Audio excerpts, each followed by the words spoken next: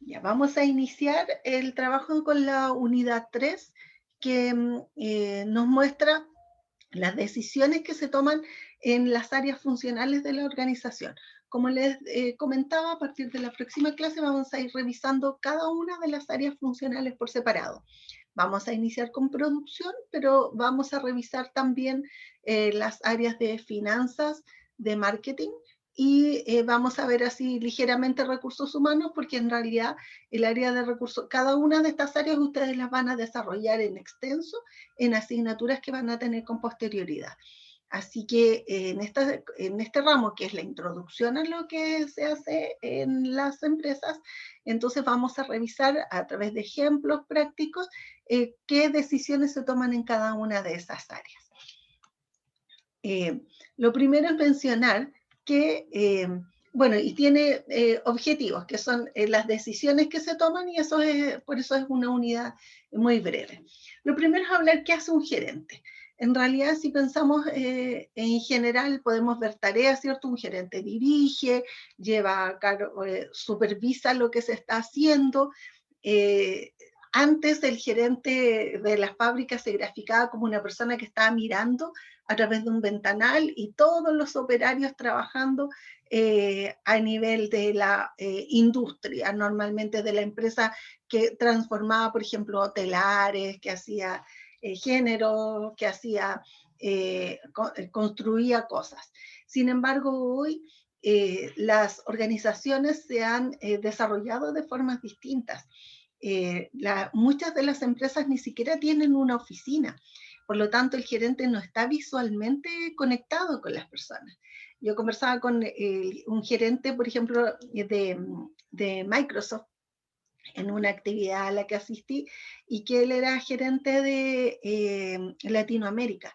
Entonces conversaba con cuántas personas trabajaba él, y de él dependían 20.000 personas.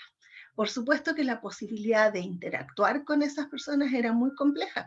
Seguramente a la mayoría de ellos nunca los va a ver, nunca los conocerá. Sin embargo, debe desarrollar sus actividades de tal manera que lo que él decide impacta a cada una de esas 20.000 personas. Y adicionalmente, muchas de esas personas tienen familias detrás, entonces el impacto de sus decisiones tiene que ver con la organización hacia arriba, es decir, con los otros gerentes, con el CEO de la organización, con otras personas que son gerentes de los gerentes, pero también hacia los subalternos. Imagínense lo que significa dirigir a 20.000 personas. O sea, ¿cómo se lleva a cabo esa tarea? Conversaba con otro gerente que es acá de Chile, eh, que trabaja en una empresa que se llama Xerox. Yo pensaba que Xerox era la que fabricaba, no sé, fotocopiadoras, pero esto se llama de Xerox, de una empresa de casinos. Y me contaba que ellos tienen, yo nunca la había escuchado porque no siempre uno está dentro de la industria que corresponde, y por lo tanto hay nombres de empresas con las cuales no tienen mucha interacción, y son empresas que tampoco colocan publicidad en diarios o revistas como para conocerlas. Entonces, él me contaba que le pregunté cuántas personas dependían de él, y dependían 15.000 personas. 15.000 en Chile y Argentina. ¿Y qué hacía esa empresa? Lo que hace es trabajar con los casinos, pero principalmente de las empresas en la industria de la minería. Entonces me contaba que tienen algunos casinos en la cordillera, en zonas que son altas, y que por lo tanto tienen que hacer grandes turnos. Lo que él hace impacta a esas personas, pero tiene que desarrollar los turnos de manera de que no pueden ir y volver, porque estas empresas tienen lugares de residencia. Las personas se van prácticamente a vivir por una semana, por 15 días, depende de los turnos que tengan. Hay personas que tienen 4x3, es decir, trabajan 4 días, descansan 3, otros tienen 15x15, 7x5, hay distintos turnos. porque la producción se hace muy lejos de donde ellos viven. Entonces se van, no sé si han escuchado en la minería esos turnos, por ejemplo, 15 por 15. No sé si los han escuchado. Hay personas que trabajan Sí, en la minería y que viven en el sur de Chile, como muchos de nosotros, y que trabajan 15 días y descansan 15 días. ¿Qué les sí. parecería a ustedes tener ese turno? Yo hace años atrás viví en La Serena y allá se da mucho eso de que todos los que trabajan en Calama, Sí, eh, como les pagan como la estadía y después la vuelta, digamos, viven en La Serena 15 días y después vuelven 15 días más o 7 por 2 y así. sí, Como hay varios tipos de vuelta. sí. Esos turnos, por ejemplo, que desarrollan en la industria, gracias Oscar por contarnos, son de esa forma. Y de hecho hay personas, imagínense si uno tiene 15 días disponibles, es súper bien. Y es común ver, por ejemplo, en los aeropuertos en esa zona, cuando vienen de un turno, pero son muchas personas las que toman el vuelo. Además que son rentas bastante altas las de la minería, quienes están contratados directamente, porque muchas veces por subcontratación no tienen las mismas rentas. Ahora, ¿qué hace un gerente? O sea, podemos ver actividades como planificar los turnos, como supervisar, pero se identifican cuatro grandes acciones. Lo primero es planificar. Vamos a ver cada una a continuación. Lo siguiente es organizar, luego dirigir y controlar. Estamos analizando controlar como si fuera una acción final. Sin embargo, el control es una actividad transversal para todos los momentos en la organización. Nosotros no esperamos hasta el final para controlar. Tenemos que desarrollar el control en cada una de las acciones porque esa es la forma de saber si estamos desarrollándolas de la manera correcta o no lo estamos haciendo de esa forma. Y eso nos permite saber, eh, conocer una retroalimentación. Y eso, retroalimentación o feedback también le denominan, es lo que nosotros vamos conociendo en cada etapa que nos permite saber que las cosas estén funcionando correctamente. Cuando están correctas, nosotros podemos seguir con el funcionamiento que teníamos. Sin embargo, cuando detectamos alguna diferencia, es decir, nos estamos alejando del objetivo que teníamos, podemos, si hemos hecho esta retroalimentación, este control a tiempo, podemos rápidamente volver a la ruta planificada o a lo que nosotros queríamos hacer y al retornar no tenemos tantas diferencias, o sea, eso nos acerca mejor a la obtención del resultado. Ahora, podría ser que en realidad este camino distinto nos lleve a un camino mucho mejor, entonces igual podemos replantearlo. Tenemos que conocer exactamente hemos avanzado en cada una de las etapas. Y vamos a ver cada una de ellas en especial a continuación. Yo puse ahí dos fotos de algunos gerentes, ¿cierto? Porque no necesariamente ahora hablamos del gerente tradicional, sentado, serio, mayor. Hoy, principalmente las tecnologías de la información y la innovación ha hecho que en realidad se aplanen las curvas. Y hoy una buena idea está por sobre la obtención de capital. De hecho, eh, hay iniciativas y hay formas de obtener recursos para financiar una organización que son muy diversas. Entonces tenemos los capitales ángeles, tenemos crowdfunding, que son búsquedas de fondos en que distintas personas aportan a mi proyecto. Por lo tanto, en realidad hoy las posibilidades de tener un emprendimiento son mucho mayores gracias a la tecnología y al apoyo que podemos tener de otras personas y no necesariamente al aporte de un banco como solía ser. Entonces vamos a ver las cuatro áreas. Eh, Porque la función de la administración es ir resolviendo las interrogantes que conducen a la organización hacia un objetivo trazado, un objetivo general. Y eso son dar respuestas a distintas consultas que existen al interior de la organización. Lo primero es pensar entonces qué es la planificación. Cuando nosotros pensamos en la planificación, muchas veces Sí, podríamos, compré. Una vez, hermano. podríamos interpretarlo como,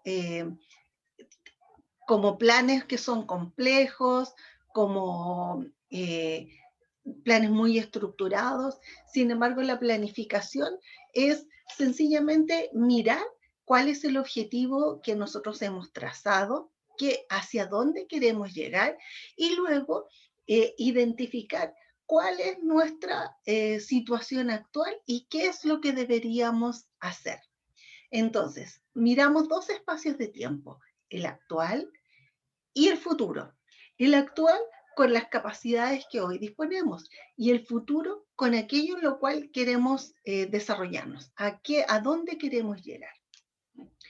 Este paso o las actividades que tendríamos que desarrollar son las que nosotros pensamos en la planificación. Entonces, identificamos qué es lo que queremos y determinamos un camino. Ese camino se denomina planificación estratégica, porque para llegar al resultado podemos seguir distintas rutas. Podemos seguir una ruta directa, podemos cambiarnos. Pensemos que queremos llegar a alguna ciudad. Entonces, nosotros pensamos en el mapa y vemos, nos vamos por la carretera, nos vamos por otros pueblos, si nos vamos por la carretera vamos a tener que pagar peaje, no sé, si vamos a Concepción, por ejemplo. Tenemos varias rutas. ¿Quién ha ido a Concepción? ¿O alguien está en Yo Concepción? he ido. Ya. Renato, ¿por dónde se van ustedes cuando van a Concepción? Solo nos fuimos por el lado de Santa María. ¿Santa Juana no será? Santa Juana, perdón. Sí, sí. A lo mejor había otro lugar, capaz que hay uno que también se llama Santa María. Santa Era Santa Juana, Juana. Santa Juana es uno de los caminos para irse a Concepción. Y ahí uno sale de la carretera, entonces ahí uno piensa, otro muy conocido es la ruta Cabrero. Lo tercero es más al norte, un poco más cerca de Chillán, en que está la ruta... hay una, no recuerdo en este momento el nombre, ¿Rote? Itata. La Así. de Cabrero es la misma que la ruta de la madre. ¿Sí? No, la de Santa Juana es la que le denominan la ruta de la madera. La de, sí, la otra es la ruta del Itata. Entonces nosotros podemos ver una y otra alternativa. Entonces podemos ver Santa Juana y analizamos. Nuestro objetivo es llegar a Concepción. Y vamos no sé, en un bus, por ejemplo. Vamos a ir a conocer la Universidad de Concepción o a conocer alguna planta o vamos a Talcahuano a conocer algo. Entonces, ese es nuestro objetivo y vemos nuestra situación actual. Estamos en Temuco, salimos hoy de pandemia, supongamos que estamos todos aquí, salimos hoy de pandemia y Concepción salió el lunes anterior. Entonces sí podríamos viajar de Temuco a Concepción. Y analizamos, nos vamos por la ruta Santa Juana y ¿qué ventaja tiene esa? No tiene tantos peajes. Ahorramos, creo que uno o dos peajes. Podemos ir viendo, podemos disfrutarnos, podemos ir por la cordillera y previamente podemos disfrutar también algunos paisajes que son más bonitos. Ya, y nos vamos por Santa Juana. Pero, ¿cuál es la desventaja? Que si nos vamos por Santa Juana, es una ruta de una pista por lado y van muchos camiones con madera. Entonces, por eso le denominan la ruta de la madera. Entonces, si nos vamos por ahí, probablemente si vamos detrás de un camión, tendremos que esperar hasta avanzar mucho para llegar a nuestro destino. Y eso va a lo mejor a retrasar nuestro viaje.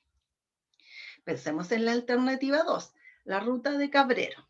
Está recién construida, pavimentada, es una ruta que tiene 2 o 3 pistas por cada lado. Sin embargo, tiene una velocidad de 80 o 90 kilómetros. Es engañoso porque uno se imagina que es la misma velocidad que la carretera, pero en realidad no es así. Pero hay que pagar 2 peajes más. Entonces vamos a ir pensar qué hacemos. Ahora, la ruta del Itata es aún más rápida, más directa, pero es el peaje más caro de Chile. Mientras los otros peajes valen 2.600, por ejemplo, la ruta del Itata suele, yo hace rato que no voy por ahí, pero normalmente cuesta más de 4.000 pesos. Entonces, es el peaje más caro de Chile. Entonces, tenemos que tomar una decisión y a través de la planificación podemos ir viendo estos aspectos que yo les he comentado. ¿Por dónde vamos a seguir? ¿Qué camino vamos a recurrir a utilizar? Probablemente si vamos en un bus grande nos convenga mucho más la ruta Cabrero y pensemos que en realidad pagar un par de peajes no es tan complejo.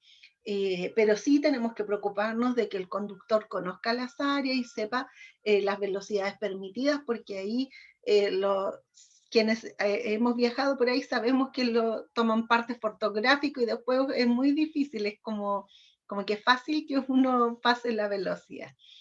Entonces, a través de esto nosotros empezamos a planificar y empezamos a revisar otros aspectos como el costo, como a través del costo del combustible, de los peajes, porque viajar desde el sur y llegar hasta la ruta del Itata es como una vuelta bastante más larga que de llegar a Concepción que las otras 2 alternativas.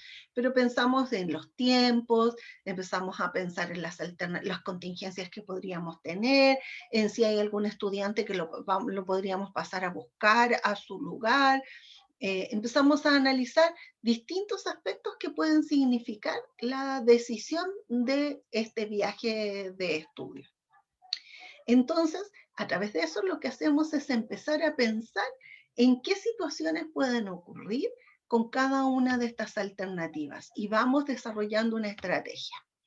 Si nuestra estrategia es tiempo, la hora de llegada, dónde están los estudiantes, qué alternativas tenemos, cómo está la ruta el día del viaje, cuál es más segura, ¿no? Empezamos a pensar en las distintas alternativas que significan hacer ese viaje.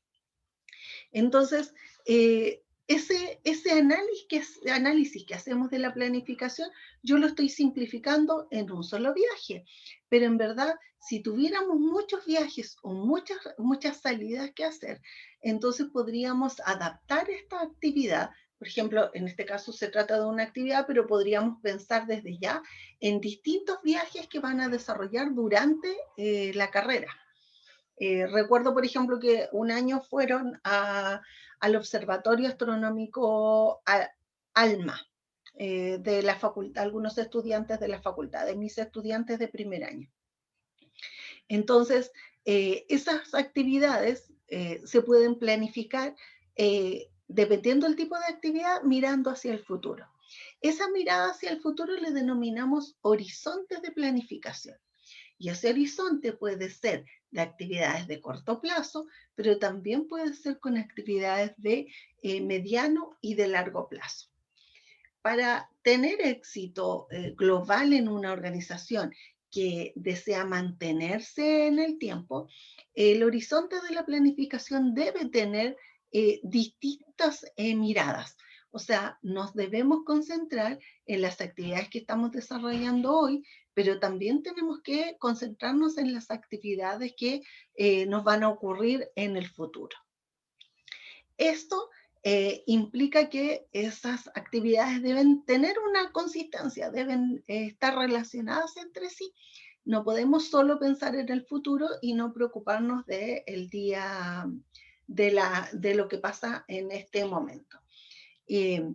Ahora, esos horizontes deben combinarse. Hay un hecho puntual que ahora ha estado sucediendo, en estos días iba a empezar ya la devolución, y hay un tema que implica ese horizonte de la planificación que muchas personas han tenido que pensar con el retiro de sus fondos previsionales. ¿Qué creen? ¿Alguien de ustedes tenía cotizaciones o no? ¿Tú No, retirar yo fondos? retiro. ¿Pudiste Tenía como hacerlo? 2 lucas. ¿En serio? Pero si tenías eso, a lo mejor te lo pueden complementar con el bono. ¿Quiénes Yo, hicieron? profesora, tengo mi tercer retiro ya en mis manos desde el viernes. ¡Ay, qué bueno, Rosana! Sí, sí, porque tú, como tenías tus fondos, te cotizaban cuando trabajabas en Santiago, entonces, qué bueno. Sí, porque trabajé 5 años en una empresa grande, así que ya tengo un contrato y todo el tema. Bien, súper, excelente. Porque la decisión de retirar los fondos tiene que ver con un horizonte de la planificación individual. Belén va a recibir el bono, bien. Porque el retiro, cuando nosotros cotizamos para una AFP, que es una cotización obligatoria para todos los trabajadores, y tenemos dos opciones: cotizar lo que es obligatorio o cotizar más. No podemos cotizar menos. Y esa orientación dependerá de lo que nosotros queremos y de lo que podemos. Suponiendo que nuestros recursos nos permiten tomar decisiones de inversión, nosotros podemos pensar en si aumentamos el fondo depositado en la AFP, lo estamos haciendo no para ocuparlo en un año más, en 2 años más, sino que lo estamos pensando para usarlo al momento de jubilar. O sea, ustedes todos bordean, no sé, los 20 años o menos, y en realidad cualquier depósito que tienen en la AFP no lo van a poder utilizar hasta el momento de la jubilación, o sea, en 45 años más. Eso parece muy, muy lejano, ¿cierto? Pero ese es el horizonte y las decisiones de hoy van a afectar el futuro. Lo mismo, tanto si yo pongo recursos en la AFP como si hice los retiros. Porque el hacer los retiros implica que dejo de tener recursos depositados y esos recursos dejan de generar rentabilidad en el tiempo. Esa menor rentabilidad implica que al momento de jubilar uno tiene un ingreso menor, pero va sopesando esas alternativas y va tomando decisiones acorde con la realidad personal. Entonces, los proyectos que tengo, las dificultades que ha generado la pandemia, la importancia que tienen esos recursos para mí, y ahí tomo la decisión de corto, mediano, de largo plazo.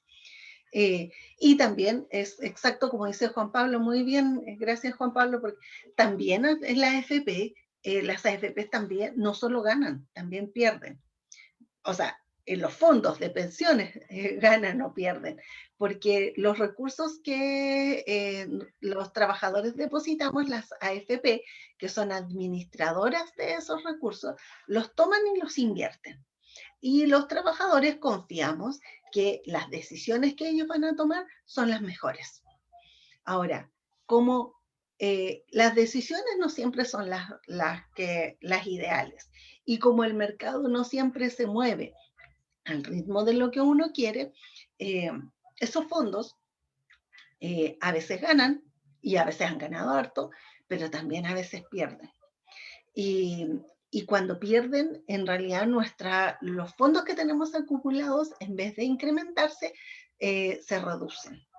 Entonces, eso es lo que hace que nosotros no siempre confiamos en la AFP.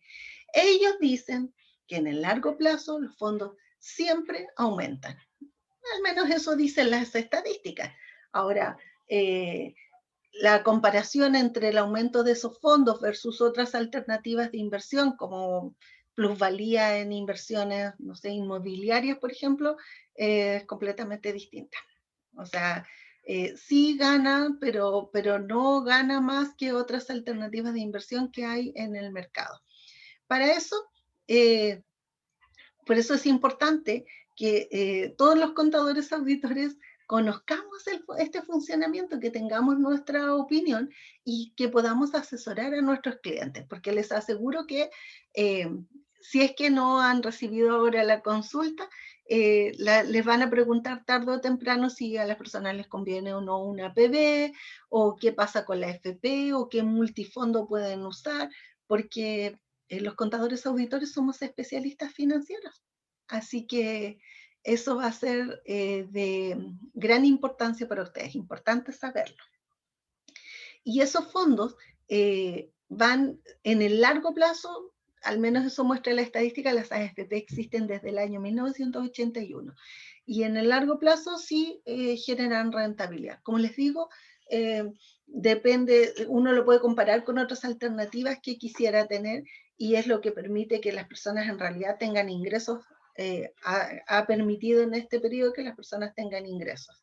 Pero obviamente el compromiso de las AFP en el año 1981, y que se aparece siempre en las redes sociales, un cuadradito, un recorte del diario, de que las personas que empiezan a cotizar en la AFP al momento de jubilar iban a mantener su sueldo, la misma renta que tenían activos, esa promesa no se cumple.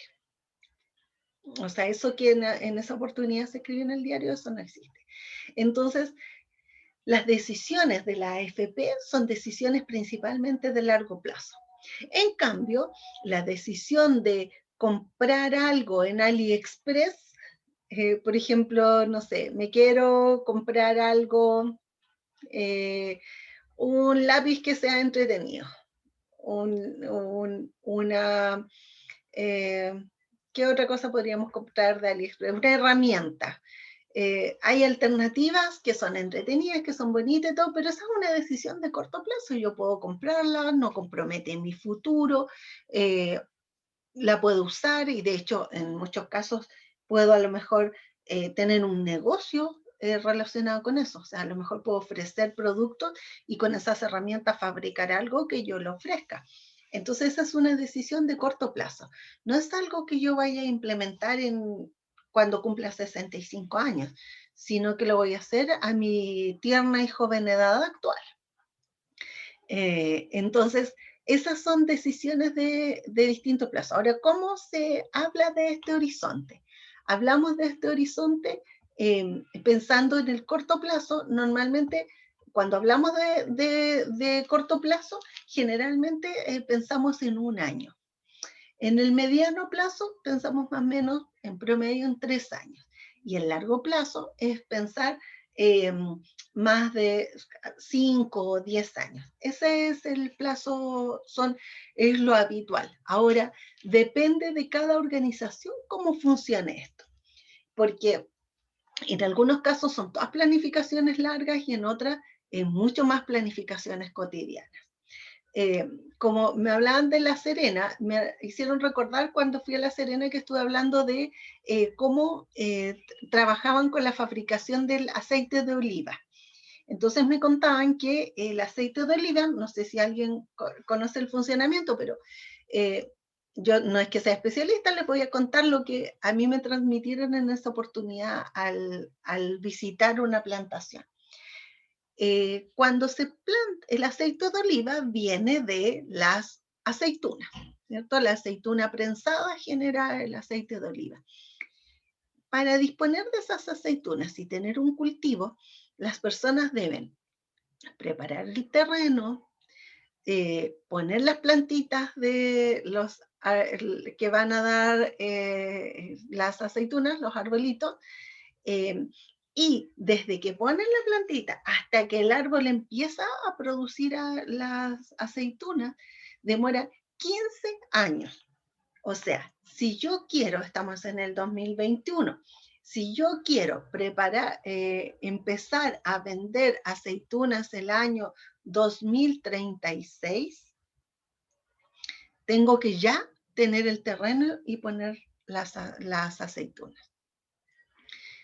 Y durante todos estos 15 años, yo tendré que cuidar el terreno, limpiar, cuidar los arbolitos, reemplazar aquellos que se sequen, mantener los cultivos, cuidar la cantidad de humedad, la cantidad de iluminación, ver cuáles empiezan a producir antes, cómo están creciendo, hacer las podas si corresponde, todos los cuidados.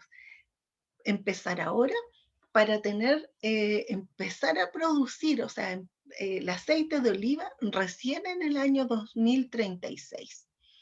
¿Ustedes se comprometerían a un proyecto de esas características? ¿Qué pensarían ustedes? ¿O qué pedirían a cambio para eso? ¿Invertirían su dinero pensando en el año 2000, en empezar a producir en el año 2036?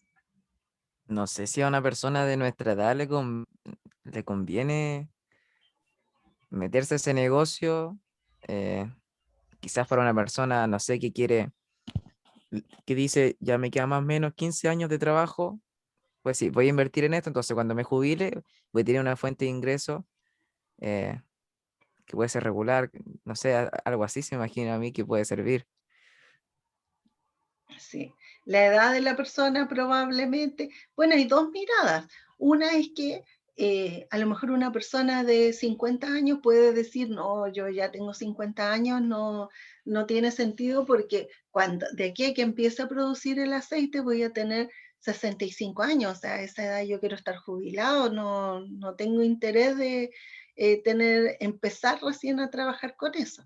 También tiene que ver con lo que señala Juan Pablo. Por otro lado, una persona joven puede decir, bueno, no es mi actividad principal y yo podría tener ahí, dejar a alguien que esté cuidando y en 15 años más nos vemos. Entonces son varias miradas. Muy buena la pregunta de Juan Pablo porque ¿de cuánto estamos hablando? O sea, tenemos que pensar en qué terrenos tenemos, cuántos cultivos requieren, cuántos cuidados tiene, cuál es nuestra expectativa de producción en el futuro. Hay varios elementos que van a hacer que a lo mejor, aun cuando todos dispongamos de una cantidad de recursos, algunos decidan trabajar en las aceitunas y otros opten por otras alternativas de inversión, aún disponiendo de los recursos. Y a veces se trata de que ni siquiera disponemos de los recursos, sino que se trata de endeudamiento. La planificación, por lo tanto, son esa cantidad de actividades que vamos a pensar en el largo plazo. Normalmente las decisiones de más largo plazo son principalmente de carácter estratégico. Y está hecho en esta pirámide porque las decisiones que se toman en la parte alta de la pirámide son tomadas por la gerencia de la organización. Mientras que las decisiones hacia abajo en la pirámide organizacional son tomadas por los trabajadores. Las intermedias son tomadas por los supervisores, las jefaturas de nivel intermedio. No es que exclusivamente los gerentes tomen solo decisiones estratégicas, pero por ejemplo, tomar la decisión de un cultivo de oliva es una decisión estratégica porque compromete a toda la organización y es una decisión además de largo plazo en cuanto a la producción, pero tendrá una serie de características operacionales, de decisiones y de planificación que será operacional y que tiene que ver con ella. Entonces, podemos tomar, en la alta gerencia decidirá sí o no al cultivo y cuánto es el terreno que vamos a destinar a este cultivo. Y habiendo tomado esa decisión, que es de carácter estratégica, serán los niveles tácticos y operativos quienes se encargarán de la mantención, y en este caso, por ejemplo, la iniciación de actividades. No vamos a esperar hasta 15 años más. Podemos iniciar actividades hoy y tendremos un contador auditor experto en el tema que nos va a poder identificar cómo nos conviene tributar. O sea, llevaremos contabilidad completa, será qué tipo, renta presunta, qué tipo de contabilidad, qué cosas vamos a activar, qué gastos tenemos. Todo eso es una decisión operacional, porque tiene que ver no con lo que va a pasar en 15 años más, sino con lo que va a ocurrir ahora. Pero no son los operarios quienes deciden si se planta o no las olivas. Será la alta gerencia, pero sí serán los operarios quienes recojan, corten, hagan los trámites, los niveles de carácter operacional. Normalmente las decisiones operacionales o operativas son como hartas y las decisiones de carácter estratégica son menos cantidad. No porque no se tomen otras decisiones, sino que en realidad esas decisiones comprometen a la organización como un todo y son como las más trascendentes dentro de la organización. Y las tácticas, bueno, son de nivel intermedio. Entonces, normalmente las estrategias estratégicas se identifican en el largo plazo, las tácticas en el mediano y las operacionales en el corto plazo. Pero también hay decisiones que se toman en la alta gerencia que pueden ser de carácter operacional. No sé si se entiende la idea del horizonte de la planificación. Sí, profe. Sí, profe. Gracias. Ya. Veamos entonces qué harían ustedes. Solo vamos a conversar. Si yo les pregunto cuál es el horizonte de su propio horizonte de planificación personal en 10 años, ¿qué decisiones podrían tomar de carácter estratégico, de carácter táctico y de carácter operativo? Va a ser solo una reflexión. Lo tenía para que lo anoten, pero va a quedar para que ustedes hagan una reflexión. Pensemos en una decisión estratégica de 10 años. De hecho, hay una decisión puntual que ustedes ya han tomado y que es una decisión táctica, que es estudiar la carrera de contador auditor. Y probablemente algunos de ustedes que ya están en la carrera están replanteándose algunas decisiones y piensan, ¿en verdad me gusta esta carrera? ¿No será mejor estudiar kinesiología? A lo mejor tienen otros intereses. ¿O no será en realidad mejor trabajar empezar a trabajar directamente en mi emprendimiento o en el emprendimiento familiar? ¿Esa está la carrera que quiero? O sea, hay una decisión que tomen. Ahora, seguramente cada uno de ustedes tiene una idea. En 10 años más quiero estar trabajando en una multinacional, viajando por el mundo como asesor financiero, o tener mi propia empresa auditora o trabajar en una empresa auditora y ya en ese periodo ser senior en la auditora, haber terminado mi carrera y luego en los otros 5 años ser senior. Hay distintas decisiones que son de carácter estratégico.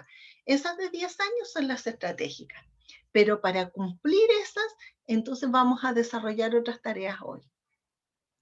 Si lo que quiero es ser un consultor internacional, contador auditor, egresado de la UFRO, exitosa, entonces tendré que tomar decisiones de que no puedo esperar hasta ese momento para empezar a aprender.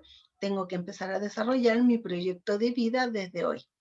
¿Y qué significa eso? Bueno, estudiar para las pruebas, generar redes hoy, ver el desarrollo de mi carrera, empezar a potenciarme, a lo mejor matizar el trabajo con los estudios, tomar decisiones que son de carácter operativo hoy.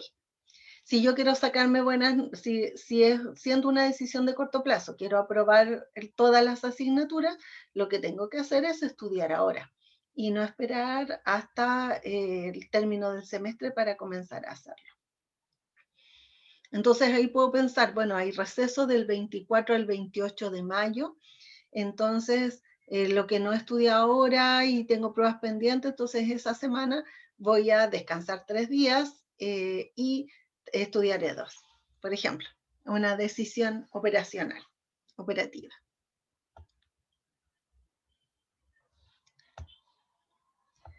Ya, otra de las actividades que yo les mencionaba que desarrollan los gerentes es la organización. Vimos planificación, que es esta mirada de futuro y pensar qué camino es el que vamos a desarrollar para cumplir el objetivo general de la organización, el objetivo principal. Luego hemos definido el camino, pero tenemos que desarrollar otra tarea que se llama organización. Y esto lo que implica en la organización es identificar los recursos que se requieren para ese cumplimiento. Y esos recursos pueden ser personales, o sea, recursos humanos, pueden ser financieros, físicos, informáticos, todo tipo de recursos necesarios para que se lleven a cabo las tareas que se habían planificado. Supongamos que, y vamos a hacer así como un pequeño paralelo, pero todo con decisiones operativas, que vamos a celebrar el mes del mar, el 21 de mayo, que es el próximo viernes. Y lo vamos a hacer así como vamos a hacer todos. Seguramente se habrá acabado el COVID a esa fecha. Vamos a poder conocernos y vamos a organizar una fiesta.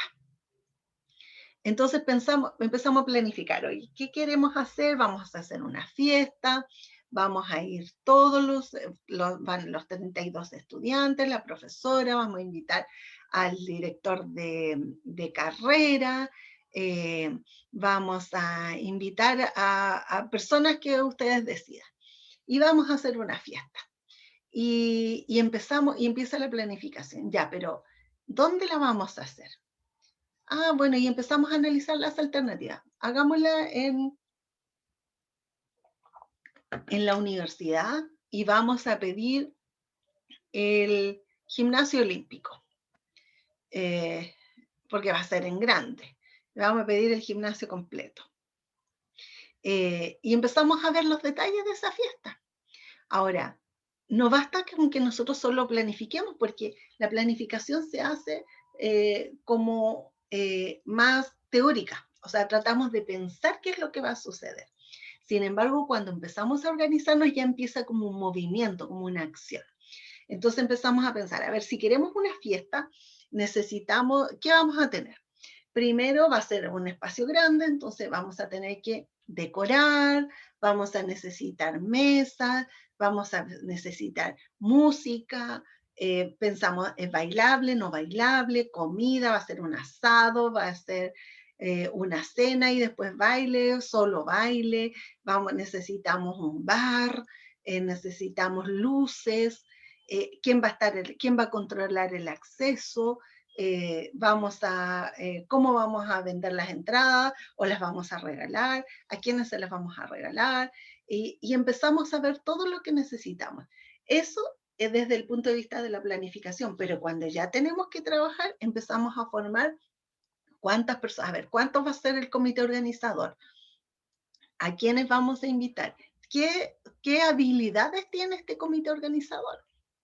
Porque quien tenga más conocimiento de música seguramente se encargará de trabajar con un DJ o traer la música directamente y pensar que a lo mejor no solo música, podríamos tener videos, y si tenemos videos necesitamos pantallas gigantes, conexiones, ver desde qué lugar vamos a proyectar. Hay una serie de cosas. Ahora habrá otra comisión que se encargue de las entradas, de los ingresos, si es que, o pedir auspicios, porque esto lo tenemos que financiar. Entonces, ¿cómo lo financiamos?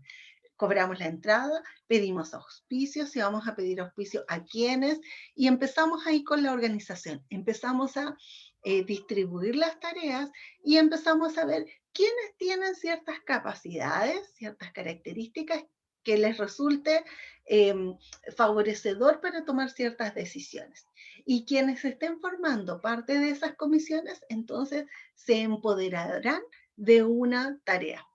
¿Qué es importante en la planificación y en la organización? Que no se nos quede ninguna tarea afuera, porque no podemos llegar ese día y pensar que nos encargamos súper bien de la puerta, que nos encargamos súper bien de la música, de los videos, pero en verdad no nos preocupamos para nada de la limpieza, de la decoración, de recoger los vasos, recoger botellas. Entonces, significa que hay un aspecto que no lo hemos considerado. Entonces, a través de esta organización lo que hacemos es que empezamos a movilizar los recursos que disponemos para este trabajo. Y ahí pensamos en el espacio, en las mesas, y cada comisión tendrá a cargo una decisión. Y a lo mejor cuando lo hagamos podemos pensar cuántas comisiones van a ser. O sea, yo les sugerí esta, pero a lo mejor tienen que ser más. Tal vez deberíamos tener una comisión exclusiva para los auspicios, porque la idea es que podamos participar todos.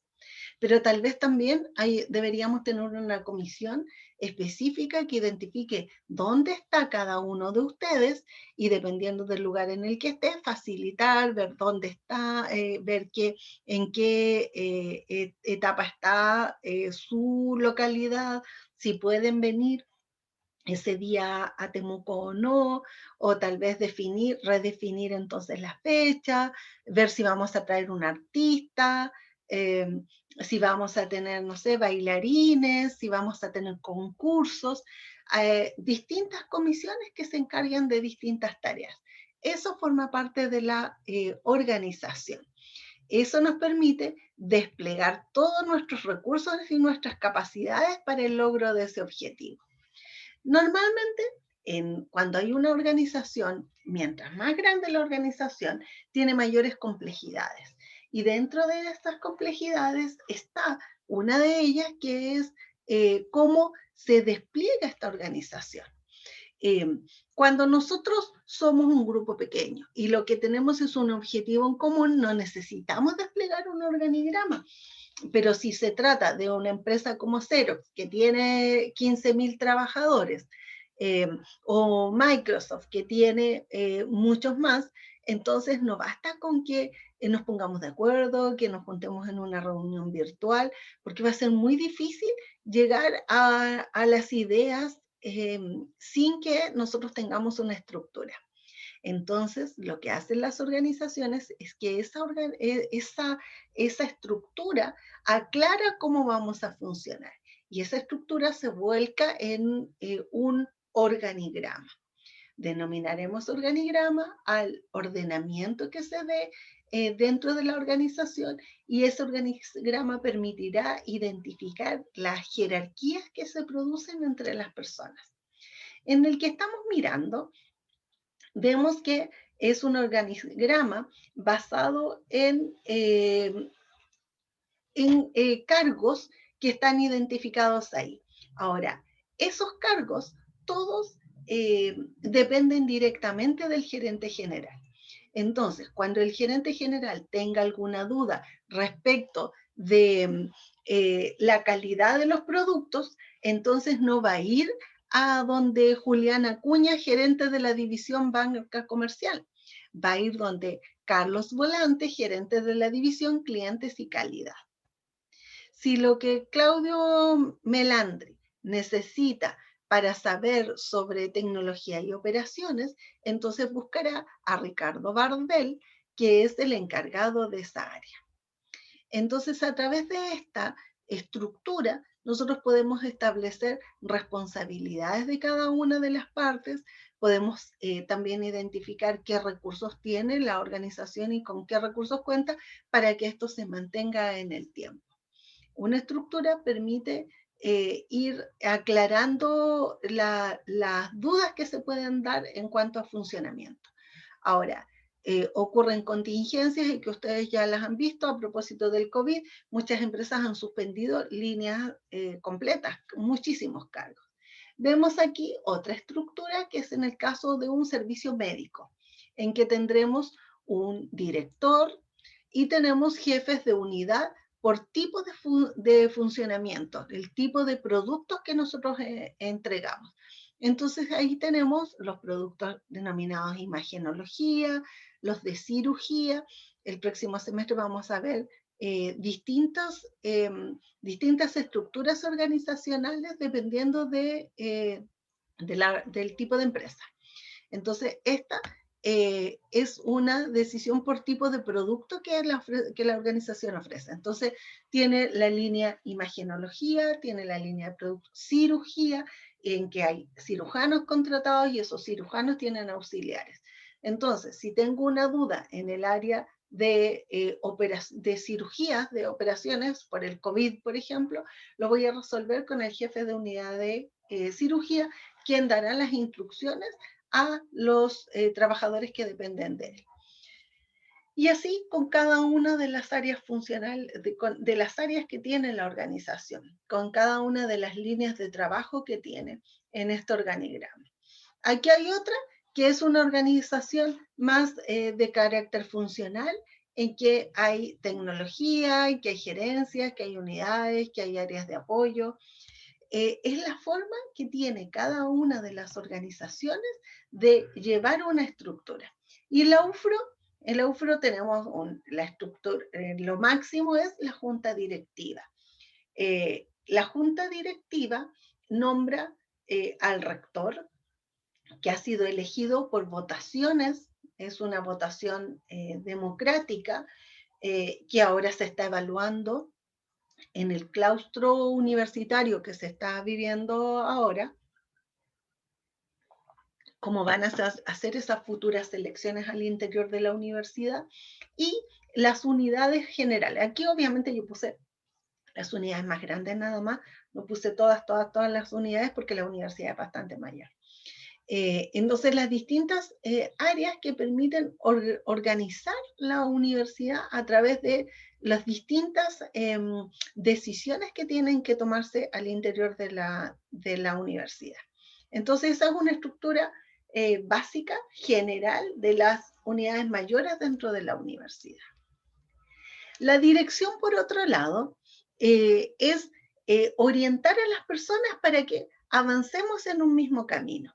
En la decisión que teníamos de organizar de una fiesta, una celebración del mes del mar para el 21 de mayo, tenemos que direccionar nuestros trabajos de manera de que podamos ir avanzando todos en el mismo objetivo.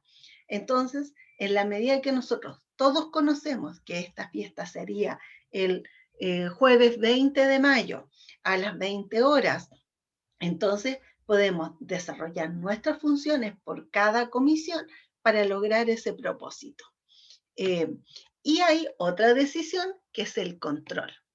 Y el control es tremendamente importante, porque si nosotros no nos reunimos para saber que cada comisión está avanzando con la parte que le corresponde para desarrollar esa actividad, entonces podríamos llegar ese día, funcionar súper bien en la puerta, tener mucha seguridad en el interior, que las personas comprometidas lleguen puntualmente y no tener música. ¿Y una fiesta sin música? No. Pueden faltar hartas cosas, pero música no. Entonces, a través del control, nosotros vamos identificando aquellos aspectos que a lo mejor están retrasados, que están avanzados, podemos con esos que están avanzados quedarnos más tranquilos, pero apurar un poco más aquellos que nos falten. Si la comisión que estaba encargada de cierta área tiene problemas, entonces podemos identificar a tiempo qué es lo que está ocurriendo y a lo mejor fortalecer esa comisión para que podamos llegar al resultado final. Entonces, si el control es eficaz, o sea, si vamos a estar en realidad coordinándonos bien, no deberíamos tener temor en que la comisión música cumpla o no cumpla sus funciones. A lo mejor, no sé, en la comisión música está Juan Pablo, Rosana y Javiera. Entonces, en realidad, si vamos a estar todos los días comentando, no deberíamos tener temor de que Rosana, Juan Pablo y Javiera efectivamente busquen la música que corresponde. Ahora, si eso no funciona, entonces incorporamos, no sé, le decimos, Catalina, tú que sabes tanto de música, ¿por qué no los apoyas? Porque estamos complicados. Y a través de esta retroalimentación podemos en realidad tener el resultado esperado. Pero también a través de esta retroalimentación podemos determinar un beneficio, porque las comisiones que resulten, que cumplan sus cometidos a tiempo, entonces tendrán, y ahí podemos establecer un premio, un 7 en un trabajo, o tendrán un 2 si no cumplieron. Entonces, a través de este control, de esta retroalimentación, podemos también tener premios, o podemos tener algunas sanciones para quienes no cumplen. Entonces, esas son las 4 funciones de la administración, son transversales a toda la empresa, o sea, toda la empresa planifica distintos tipos de actividades, pero todos planifican, todos organizan, todos en alguna medida dirigimos a otro, o coordinamos informalmente otras actividades y debemos estar en función del cumplimiento y adaptados al control. Ahora, estas funciones no son exclusivas, no es que el área comercial esté en la alta gerencia y otras áreas no. Aquí las actividades que desarrollan los gerentes son transversales a toda la organización y tan transversales que las hemos definido en áreas funcionales que también se desarrollan a nivel transversal. Las áreas funcionales que vamos a revisar en la próxima semana son marketing o área comercial, producción, área financiera, económica y el área de recursos humanos. Y estas se dan a nivel global, es decir, trabajan en estas áreas los altos gerentes, pero también desarrollan actividades de cada una de las áreas funcionales en el área operativa. Y con esto terminamos la clase de hoy. No sé si hay consultas antes de detener la grabación. ¿Podría subir el PPT? ¿O está? Sí lo voy a subir. Voy a parar la grabación.